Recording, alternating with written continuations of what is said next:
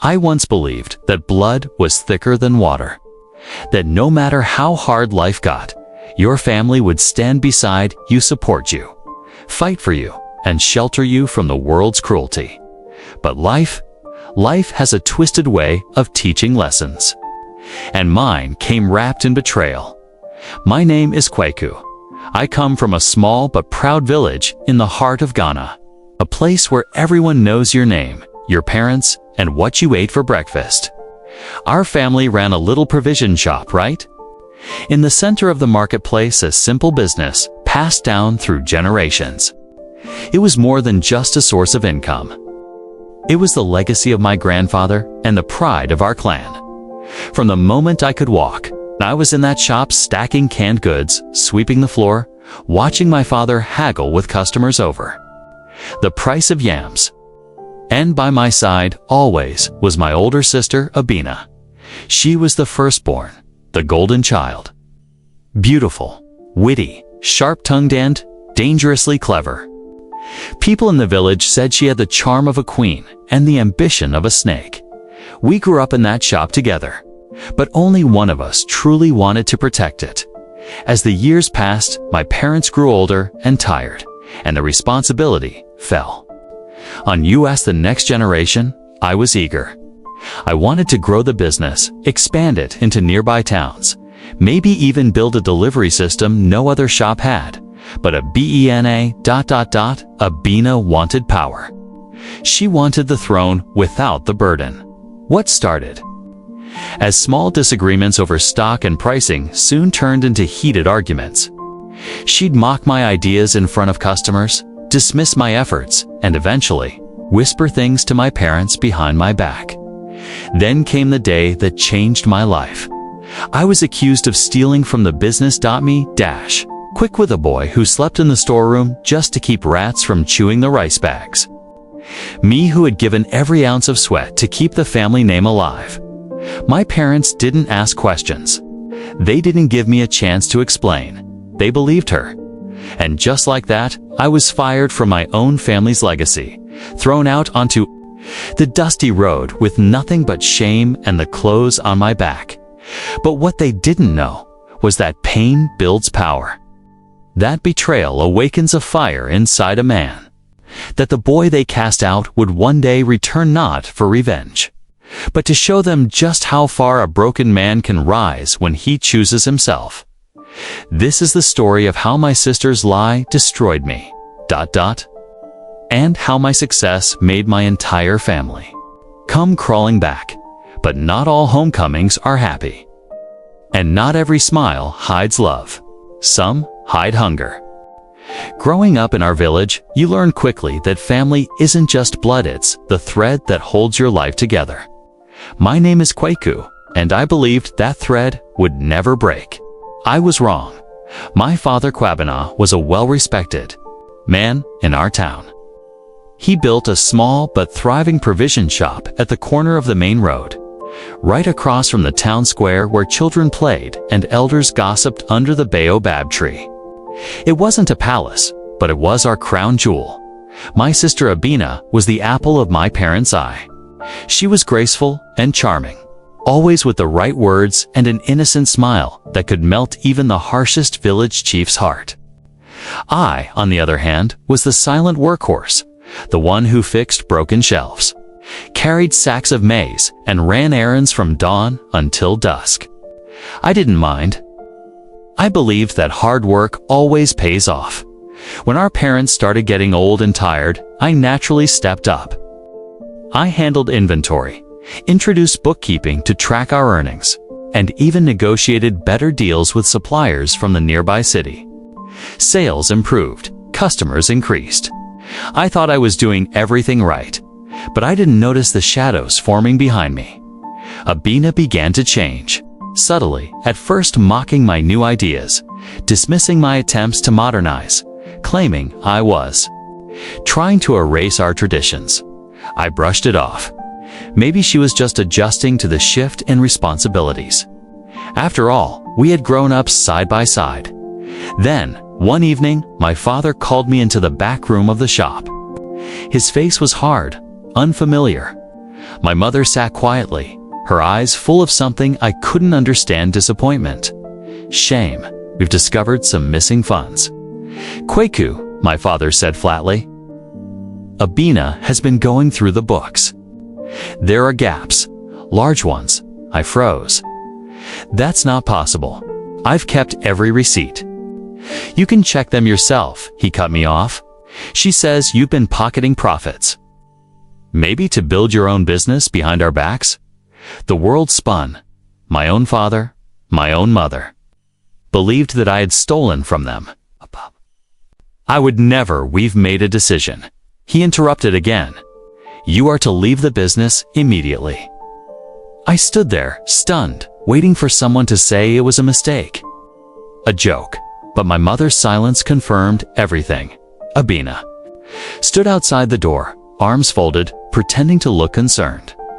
But her eyes, those beautiful, cunning eyes, were filled with quiet victory. And just like that, I was cast out. I packed my things that night and left the home I'd known for over 2 decades. I walked through the same marketplace I once ruled. With pride, now with shame burning in every step. People watched. They whispered. No one asked what really happened in the neighboring town. I slept in a storeroom offered by a kind-hearted friend. I started working at a small bakery, sweeping floors and delivering bread. Every night, I stared at the cracked ceiling above me and replayed everything in my mind. Where had I gone wrong? Why didn't they trust me? But the pain. It didn't break me. It lit a fire that would one day build something greater than my father's shop ever was. A fire that would show Abina and the entire village that throwing me away was the greatest mistake they ever made. The first few months after I left home were the hardest. I was used to waking up before sunrise and unlocking the family shop, watching as the village slowly came alive. Now, I woke up on a thin mattress in a storeroom that smelled of old bread and dust. But I wasn't broken, only buried, and I knew how to dig. The bakery owner, Auntie Afua, noticed my work ethic early on. I didn't just clean, I learned. I watched how she kneaded dough, managed the books, talked to customers with that warm voice of hers. By the 3rd week, I was helping bake. By the 3rd month, I was running the morning shift. And by the end of that first year, I had saved enough to rent a small room of my own. That's when an idea hit me. The village I grew up in had only one real shop, my father's, but the growing town I now lived in had none in my area. And the people. They were hungry for convenience. The bakers, the farmers, the workers, they all needed a nearby place to buy provisions without walking miles. So I found a cheap corner kiosk broken down. Half-roofed walls cracked and I poured every cedi I had into it. I fixed the shelves with my own hands, painted the walls with borrowed brushes, and called it Enqua Essentials, Life Essentials. I didn't advertise. I told no one, but the people came at first. It was a curious woman who bought soap and Gary, then a tired mason who grabbed sachet water and groundnuts. By the 2nd month, I was restocking twice a week. By the 6th month, I opened a second branch on the other end of the street. This one had a fridge and cold drinks. Children came in after school, tossing coins on the counter. Elderly women stopped to chat with me, asking if I was married yet. The little kiosk became a small kingdom. Aretha, exiled son, was its king. But I never forgot where I came from, and I never forgot who pushed me out. One afternoon, as I closed up the second kiosk, I received a call. Unknown number. Hello, I answered, wiping sweat from my brow. There was a pause. Then, Kwaku. It's Abina. Her voice, sharp, too familiar. My chest tightened. What do you want? I asked, my tone cold, steady. She didn't waste time. Daddy had a mild stroke. He's recovering, but things are bad. The business is failing. We need help. I said nothing. She continued. I know you're doing well now, People in the market talk. They say you own 2 shops, maybe more. Mama said you've changed numbers, that you don't want anything to do with us. But Kwiku, we're still your family. Family. Word. It no longer tasted the same. Now you remember I exist, I said, after accusing me of theft, after watching me walk away with nothing. There was silence. Abina. I pressed, but she had nothing left to say. She hung up. I stood there for a long time, looking up at the stars above my kiosk. The same stars I used to count as a boy back home. Something inside me cracked, anger, sorrow, pride all mixing in. A storm I wasn't sure how to handle. I wasn't the same Kweku anymore, and neither was my family. But this story wasn't done yet, because soon, the same sister who betrayed me would ask for more than just my money. She would ask for forgiveness, and that was a price she couldn't afford.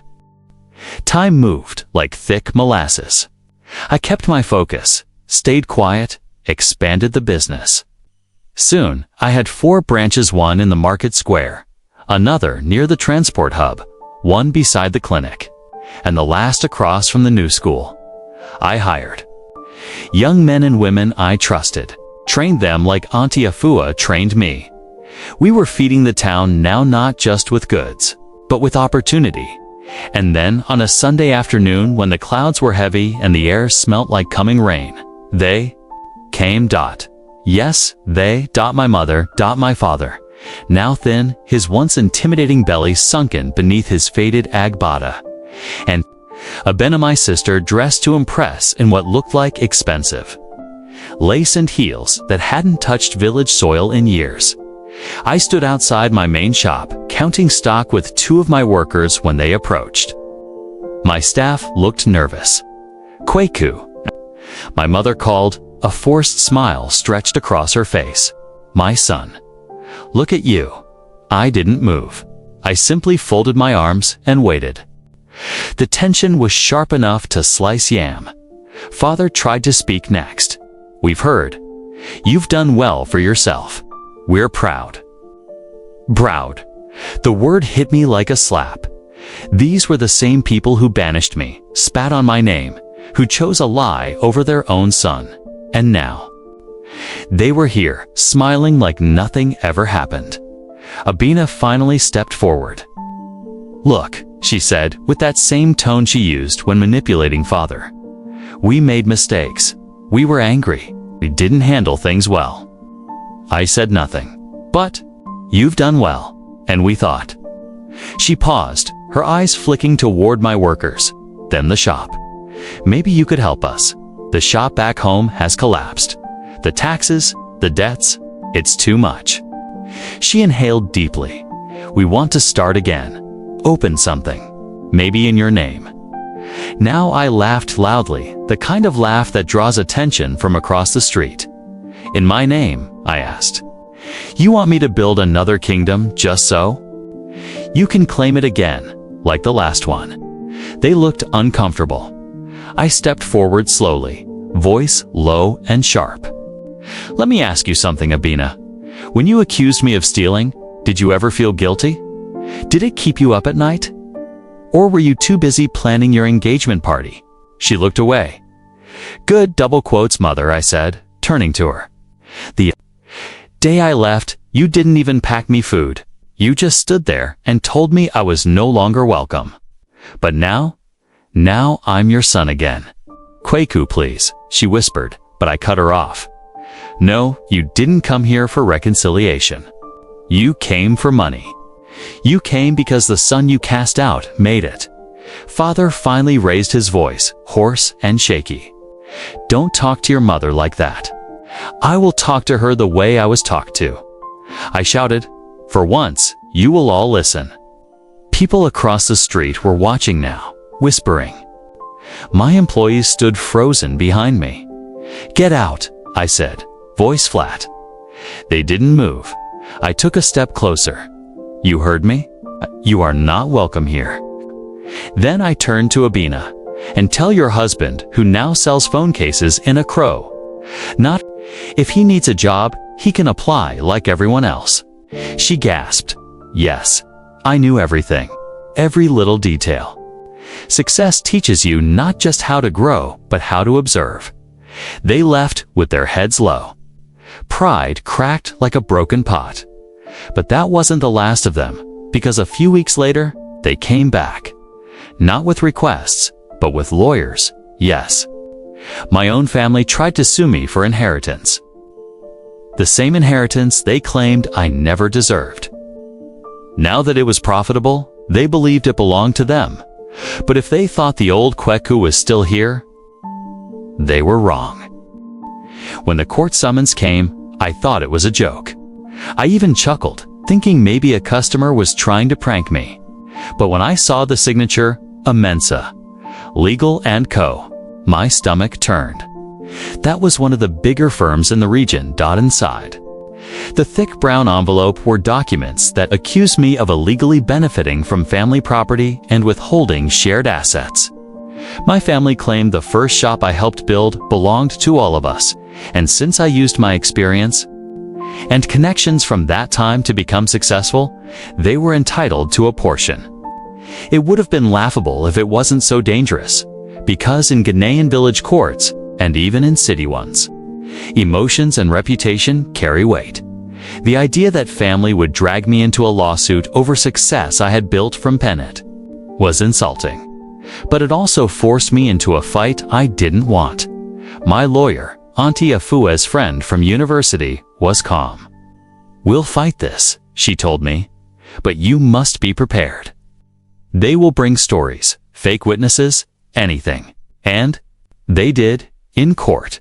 My sister wore white like she was grieving her own dignity. She told the judge how I betrayed the family and used family recipes, secrets, and labor to build his empire. My parents nodded behind her like puppets on strings. They wept real tears. The courtroom was filled with whispers. Strangers pitied them. But when it was my turn, I did not weep. I brought ledgers, receipts from the very first week I left. I showed how the original shop fired me without notice, how the business collapsed, not because I left, but because of mismanagement. I had witnesses, customers, former workers, and even Pastor Gideon, who knew the truth of that time. And then I played audio. Yes, one of my employees had secretly recorded a conversation with Bina when she visited the store, pretending to apologize. "I know we treated him badly," she had said, unaware the recorder was running. "But he should just help us now that he has money. It's still family." The judge paused. The room went silent. You could hear the fans spinning above our heads. Then the judge looked at my sister, said, "You do not get to bury someone and then claim rights to their resurrection." Case dismissed. They lost. But it wasn't just a legal loss. That day, something else broke in them. The illusion. The belief that I would always be the little brother. The helpless boy.